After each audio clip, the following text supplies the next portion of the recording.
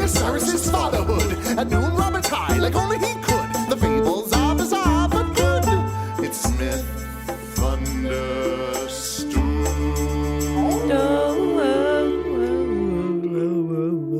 Spooky time. Spooky times. Hey, thanks for joining us for another episode of Myth Understood with me, Paul Bianchi, and her. Oh, I'm Sarah Oliver. Yeah, she's feeling great. Sarah, since last time we recorded, you have started playing Assassin's Creed Origins, as has Jake Lloyd. Our dragon daddy. Yeah, but I think he started way before you, and so his character is much more ahead of you. Well, no spoilers. Yeah, but do you find in running around an atmosphere that is ancient Egypt, you feel like you're learning things through the game as well? No. Because there is a great made-up story where I'm trying to avenge my dead son. Well, I looked over so far. I mean, yeah. I looked over your shoulder and I saw that there was like the temple of Amun, which is an Egyptian god. Well, that's great. But So- what about my dead son? Okay, eyes on the prize. I guess we'll get to it. I am liking running around and you know, seeing the setting. I'm ready now. I'm viewing. I'm imaging what you are saying in this Assassin's Creed Origins game. Okay, well, good. Do you remember where we left off in the story, the family drama? Our boy has a fish penis. Osiris? Yeah. Yeah. In some myths, yes, he has a fish penis. And he's basically Hades now. Yeah, he's sort of Hades. Because he's undead. Mm-hmm. Yeah, he is the king of Duat. Do what? Duat, which is the ancient Egyptian underworld. Yeah. So yeah, where we left Osiris, Isis, Set, and Nephthys in this family drama was that Set chopped up Osiris into pieces, and Isis put him back together again and got pregnant with Horus. Right. Something that I know I left out last time was the specificity of how many pieces Osiris was chopped into, because that is important. Oh. Depending on who you asked, he was chopped into 14, 16, or 42 pieces. 42 because there are 42 gnomes, not like hat-wearing you D&D saw where gnomes. my eyes went. But like that's like their word for states of Egypt. Thus his body became what represented the land. Or 14 pieces, which represents half of a lunar month. Okay. Or 16, which is, and I quote, the ideal height for a rise in the water level in cubits. Then it's got to be that. Yeah. I also left out that in some versions of the myth, Isis chops off her own thumb to make Osiris a new penis. Oh. Which was actually featured in the illustration that I posted on our Instagram and Twitter, was that version. I don't think it's going to hit the spot, my girl. She, like, in the picture, she, like, cuts it, like, all the way to the base of her hand, too. So it's, like, at least, like, you got at least 4 inches there. Okay. 4.5. Well, I mean, it's really about the girth, though. Yeah. And it's like, look at my lady thumb. Oh, yeah, I guess a lady thumb. Mm-hmm. Look at this lady thumb. Now look at my lady toes. Okay.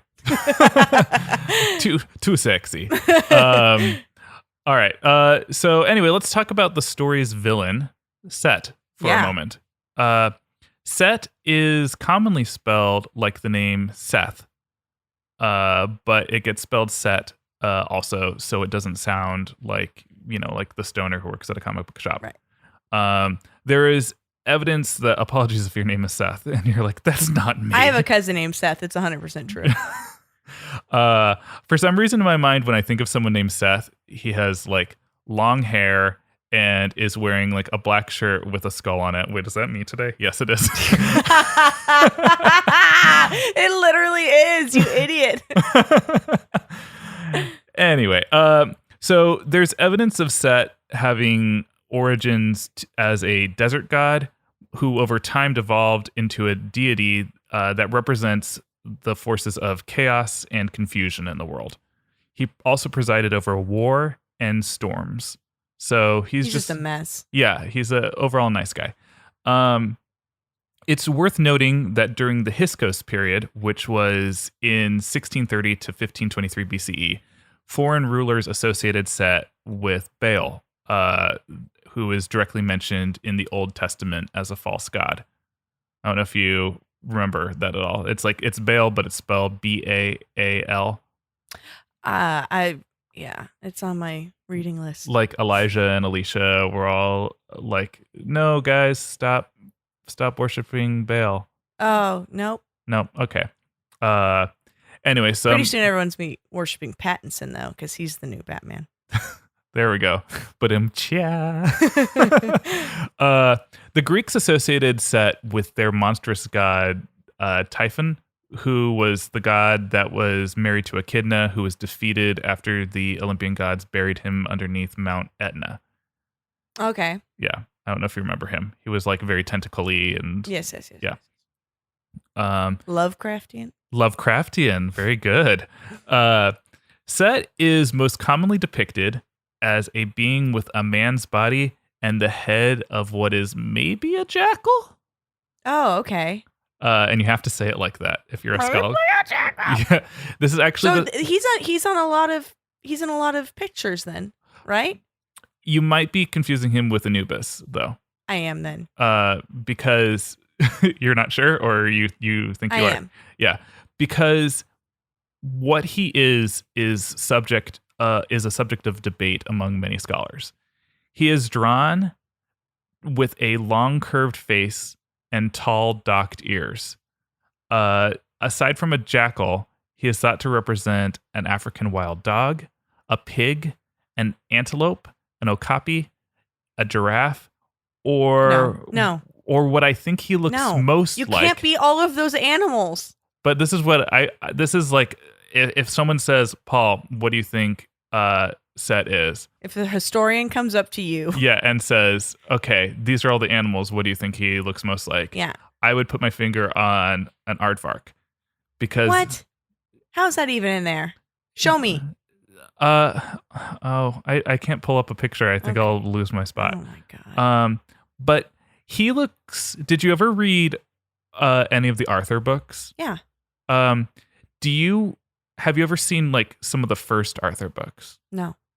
Arthur used to be like Mark Brown, the writer and illustrator of Arthur, used to illustrate Arthur the Aardvark like an actual aardvark. Like he gave him like a long round, like long face, like a snout. Okay. But he was advised to give him a round face to make him more cute and marketable. But Set looks exactly like how Mark Brown used to illustrate Arthur. Like that's the shape of his face. Okay. Another theory is though that Set might represent a species that was rare and has since become extinct. Ooh, I like that one. Yeah. You like extinct animals, I know. Oh, got you. Wound me to my core. Yeah. So Nephthys, Isis, and Osiris all look like humans. So already, if you think about not feeling good about himself from the start. That like, and also it sort of makes sense why Nephthys was so displeased with not being selected to be Osiris's wife. She's like, okay, I'll just be with that whatever animal faced. But if he's an aardvark, he has the suction thing, right? Yeah, probably. So she won. I forgot you dated that aardvark for a while. You know what you're talking about. Oh, no. Oh. You heard it here, folks. Sarah likes extinct animals and getting it on with aardvarks. Oh, God. But whatever animal he is, Set is also associated with animals that Egyptians regarded as symbols of danger and harm.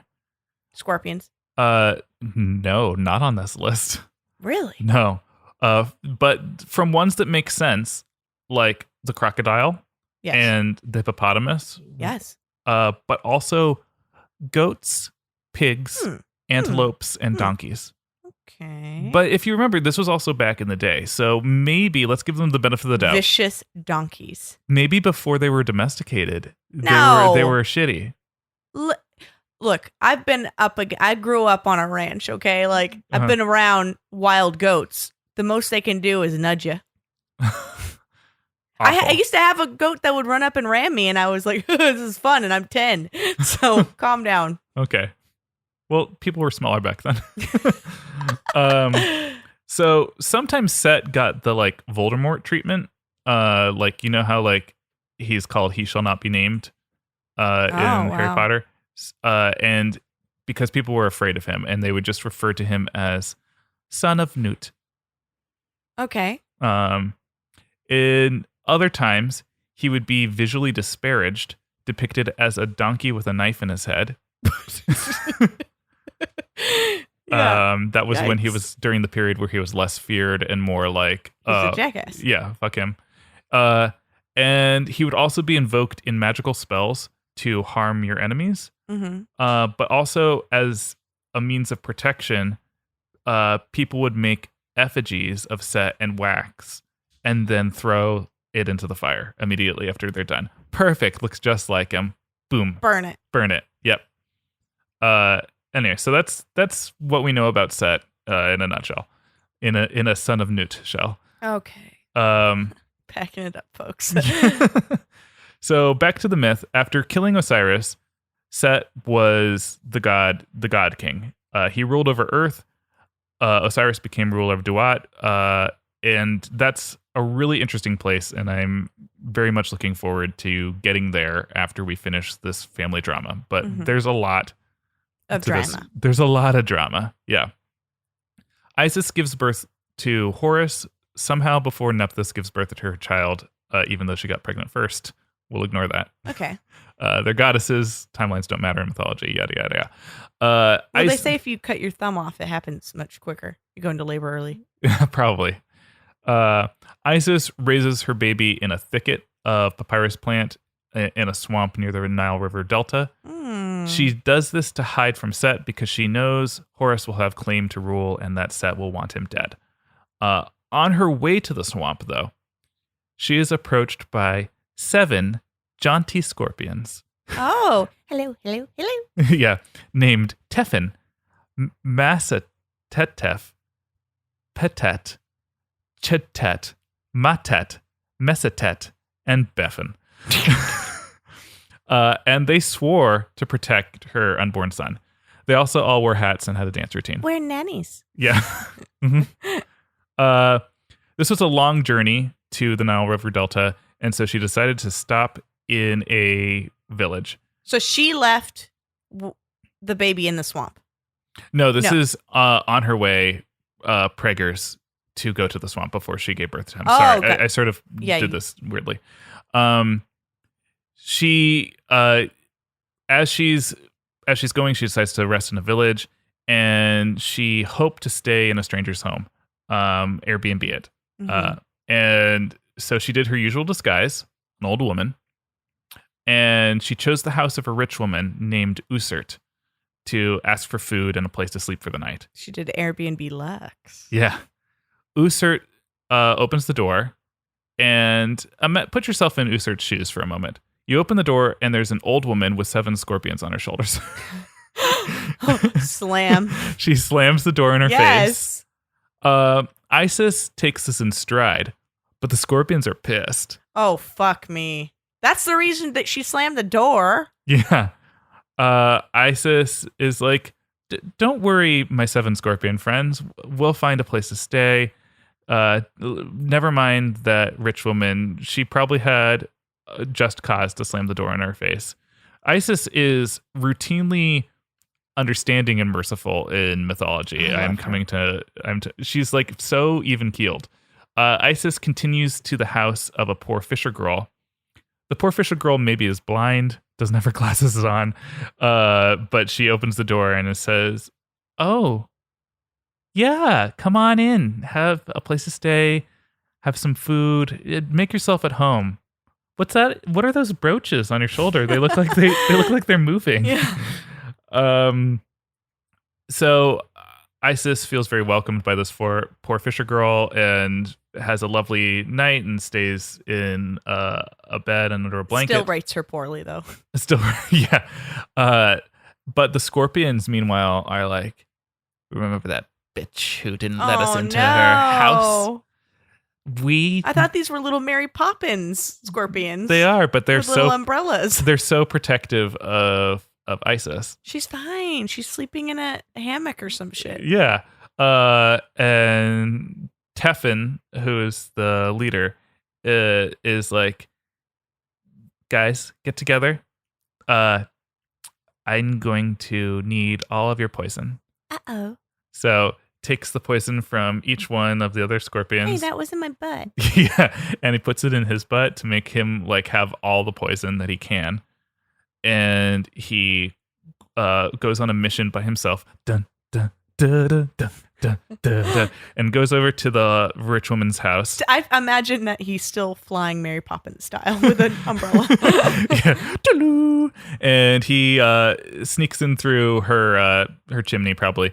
And wait, if it's Mary Poppins, he's like, stepping Tom, and he goes through and doesn't sting Usert. Oh no. He doesn't go for the kill, he goes for the pain. He finds her little son. Oh my sleeping, god. This is a bad nanny. And stings the boy in like on the chest, in the heart, like wants to kill him. The boy begins to seize as the poison courses through his body. Isis, wake up and help. Usert then freaks out and grabs her son, runs out into the street of the village, crying and looking for help. But everyone's like, Usert, can this wait until the morning? No. It's late. Isis is awakened by it and runs out into the street and is like, oh my gosh, this poor boy. She's overcome with pity. She runs to the woman and she sees the sting on his chest and is like, you silly billies. that was my scorpions. And she doesn't know which one did it. So she does her magic spell, and her magic, she calls upon all of the scorpions. She's like, Teffin, Masateffet, Petatet, Chechet, why don't you have easier names? Matatet, Massatet, Beffrin. And she shouts them out into the air, holding her hair. And it was poison from all the scorpions. So one at a time, it just like extracts itself from his veins, just like shooting off into the air and dissipating, and leaves the boy's body. Oh, she's such a sweetie. And she's like, there, I've saved your son. And the woman immediately knows by watching this magic that this was Isis. And she's like, oh my gosh, I can't believe I snubbed the goddess and didn't let her into my house. Maybe if you didn't come covered in scorpions, that's just, just not to critique you or anything. But she so grateful. But again, clearly the scorpions, they suck, right? I'm trusting my first instincts here. So in order to make amends, she Usert takes everything in her house of value and gives it to the poor fisher girl. Oh, okay. Well, she doesn't really have anywhere to put it, right? She's in a hut. Yeah, but she'll sell it on her Etsy store. Okay, yeah. She's got like a beautiful chaise lounge. Yeah. On top of mud. Yeah. So that's sort of the end of the story of her and the scorpions. The scorpions are never heard of again. Oh, they don't babysit for her? Maybe. But the story that's their role in this story. Okay. She gives birth. The scorpions help her give birth. They're all just like, oh my god, oh my god, oh my god, when it's happening. Their little claws, you can do this. And baby Horus is born. Baby Horus is sort of his own deity. In fact, there's Horus the elder and Horus the child are like sort of their own gods outside of Horus. What? this shouldn't be confusing to you, Sarah, because you already have Ra's eye is its own deity too. So That's normal. yeah, it's and this Horus the Elder sort of comes from the idea that Horus is seen in some mythologies as one of the original gods who was just like born alongside Set and Osiris and Isis and Nephthys anyway. So like that's Horus the Elder, but he's also the child of Isis. And so that's why there's child of Isis. And then there's also Horus who is like part Ra. Like Ra and Horus sort of are like their own dual entity too. And so yeah, there's 3 Horuses. Sorry that's But confusing. there's no Morrises, right? There's no Morrises than those 3 Horuses. Jesus. Thank you. So when Horus the child is depicted, he's depicted as child-sized, but according to my artistic eye, he is not child proportioned. He is like just like their way of drawing children was just like just draw a smaller adult. There Okay. he is. He's often sitting on papyrus or crouching on papyrus, looking like he's taking like a nature poo. And he's usually sucking on his finger. Not thumb? Because thumbs are dicks. Yeah, thumbs are dicks. So he's sucking on a pinky.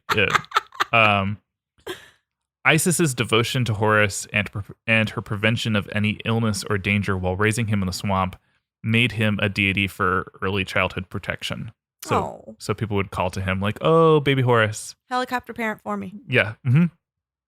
When Horus comes of age, he becomes god of the sky, sometimes the cosmic sky god, and fuses with Ra as a solar deity. So you don't like this whole fusing thing, do No. you? Stay in your lane. It's real. It's like the Power Rangers. Like he like compacts and then attaches to Ra's chest. That makes sense. Yeah. Then. Perfect. He also gets a falcon head. Right away? Yeah, As a like baby? as soon as he's an adult, he's like, Oh, not as a child. no. As a child, he's got a human head. As an adult, he gets a falcon head. You know, you go through puberty and all of a sudden you start becoming a falcon. Yeah. You're like, oh, you have your mother's nose. But you don't- No, you have a beak. But you don't you don't finish becoming a falcon though. It just stays on your head. Yeah. Mm-hmm. And with this new falcon head, he's like, clearly I'm an adult now. I'm going to go challenge Set for the kingdom. Thanks for raising me in the swamp, Mom. I love you. Look, I learned everything I need to know living in the swamp. And she's like, all right, well, babe, before you go, give me a peck on the cheek. And then he cuts her face open. With her. Yeah. He travels to the seat of Set's power and calls an audience with Shu, his grandpa, who's the god of air, Ra, and god of wisdom. And I will, before I say his name, I need to precurse this with that no one can agree on the pronunciation of this god's name. Like, no one. And it's very hotly contested on the internet, so I am ready for the hate It's going to to come keep this being way. contested at you, bitch. The name is spelled in English Thoth. Thoth. He's a thought. It is, the pronunciation I am going with is Thoth. Okay. Totes. And I'm sorry if that pronunciation annoys anyone, but from what I've read, if you go to Egypt and tour a pyramid, most of the tour guides will say Thoth or Thoth there. And I'm going to go with Thoth because no other Egyptian god seems to pronounce as I say Nephthys all the time. I'm like, but they don't really say the TH. This is why it's confusing. I'm going to go with Thoth, sorry. Some people say it's Teote. Anyway, he's the god of wisdom. He was born from the lips of Ra. So, his eye got to be a god, and Thoth is Ra's lips. And his body parts are that he's got a human body, but the head of an ibis. Which is a bird. Yeah. There we go. A bird with a very long, skinny beak. So just imagine him talking. Set shows up to and sees Horus is there, and he's pissed. And I know that bird-faced bitch anywhere. He's like, that be Horus. The gods proceed to discuss. Shu and Thoth say Horus does have a rightful claim to the throne, but Ra argues that Set is more powerful and therefore deserves the throne. Ra also might have a soft spot for Set because Set helps him in the underworld, and again, I'm gonna get to it.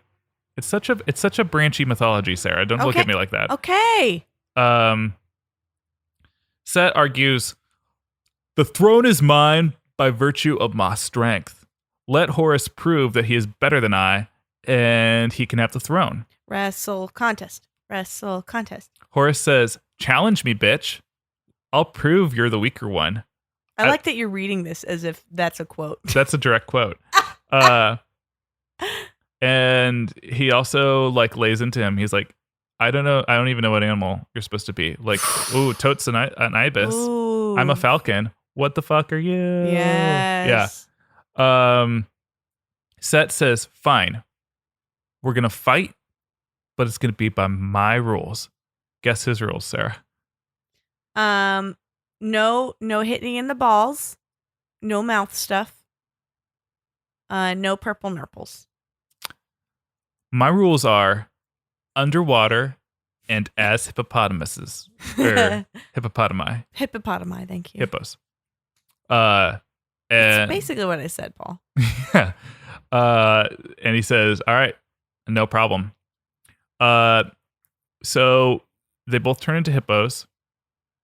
Easy enough, right? Yeah. They waddle towards the Nile. They probably should have waited to turn into hippos when they got to the Nile. They do it in the palace. They do it in the palace. They don't fit through the exit door. They don't, yeah.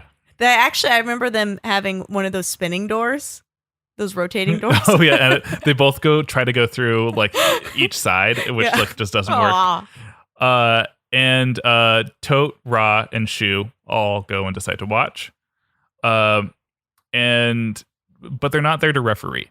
There appear to be no rules about outside interference. So in comes Isis. Oh, yeah. Here she comes. Isis is terrified that Horus will be killed. So She's such a good person. So she digs into the earth and pulls out a vein of copper and fashions it into a harpoon. She's very magical. She's so cool. The problem is, though, she can't tell the hippos apart. Oh, geez. Now he doesn't still have a beak as a hippo? No. She's like, okay.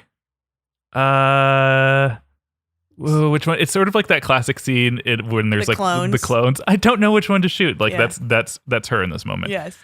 She's just like, all right, mama's instinct. No, just don't do it then. If Here you're we not go. 100% sure, Isis. And she chucks the harpoon into the river, and it soars in and goes and sticks into the side of one of the hippos, and you hear, Mom! And she's like, oh my gosh, I'm sorry. And she dives into the Nile, swims towards these two fighting hippos through like the pooling blood of her son, pulls out the harpoon. Oh, that's not going to help. Swims back out of the water. Now he just has an open wound. Climbs back out onto the shore, gets back onto her hilltop, and she's just like, okay, now I can really tell which one's not my son. Don't do it again. It's not the bleeding one. Oh, Jesus. So she lifts her arm up in the air again, chucks her harpoon even harder this time because she's like 100% sure which one isn't her son. A Horus again. And it goes, and it sticks right into Set's neck. And he's like, sister, how could you do this to me? And she's like, oh yeah, you're right. Maybe I shouldn't have gotten involved at all. And she dives back into the water and she pulls the harpoon out of Set's neck. And she's like, puts her healing hands on his wound. And she's like, I'm so sorry, Set. And he's like, yeah, you should be sorry. You're my sister. what are you doing interfering anyway? This is a fight between us. And she's like, yeah, you're right. I got like totally mother's instincted here. This is crazy. And as she's doing this, Horus is like, Mom, I'm trying to win back the kingdom that this man... Is this a fight to the death? Or just a fight? A fight to a victor. If that means death or if that means Set gives Calling up.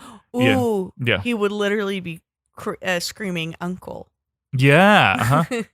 And Horus becomes increasingly mad at his mom for interfering in the first place. Yep. For hitting him. Oh, yeah. And for healing Set. Sure. Which would have given him the victory in this moment. Mm-hmm. And so he jumps back out of the water, turns back into bird head human body, and storms off to his room, listens to Limp Bizkit.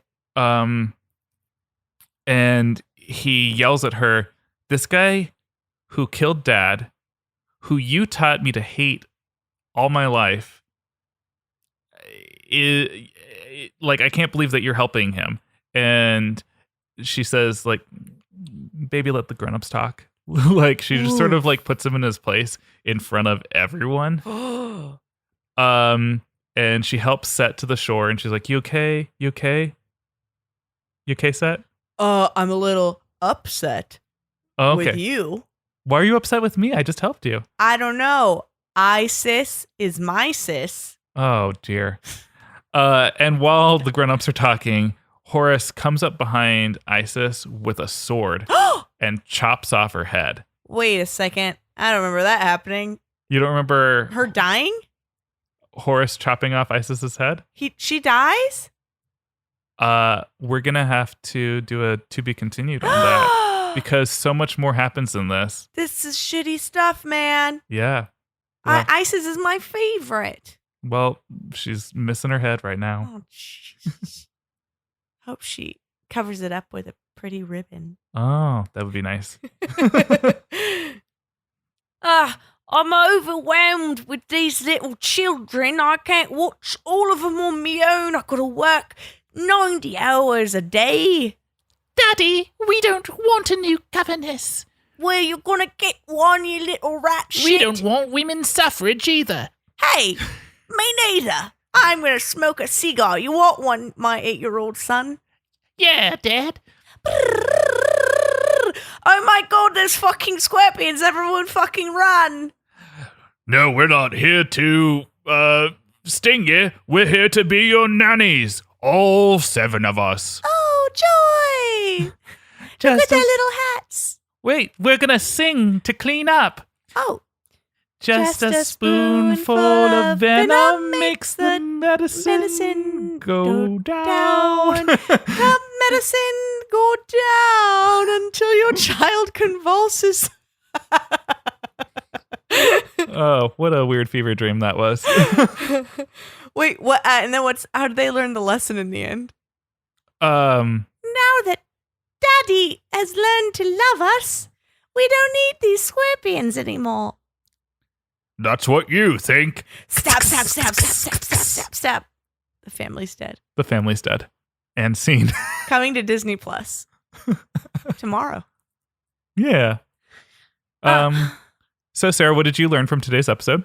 Never be a kind person like Isis, because when you raise a kid in the swamp, they get swampy with you. They get swamp ass. That's true. And rich people should not be mean to people with venomous animals. That's also true. Sarah, I am so excited to tell you part 2 of this episode.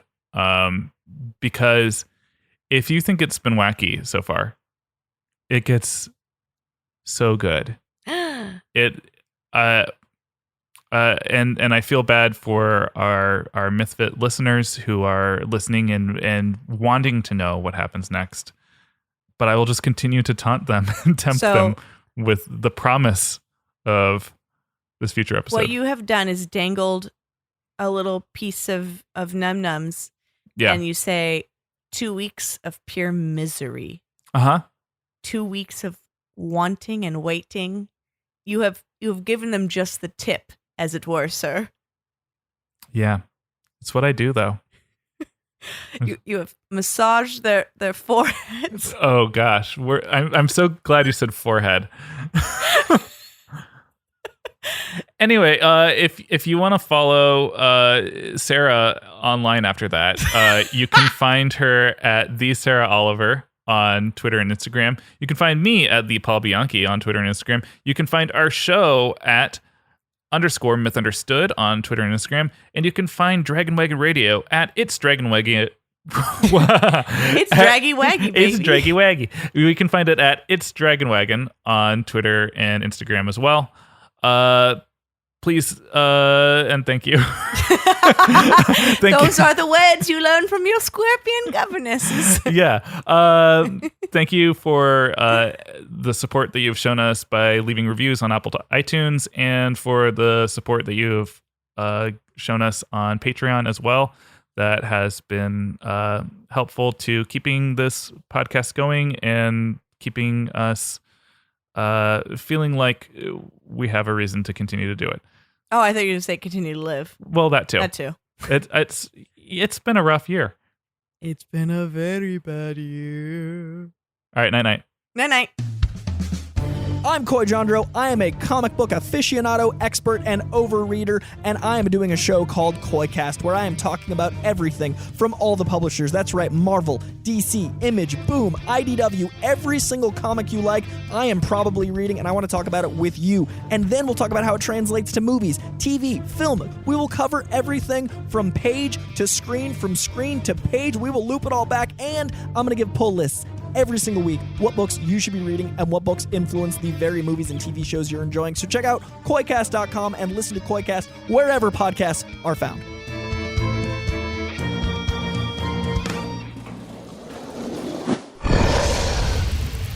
It's Dragon Wagon.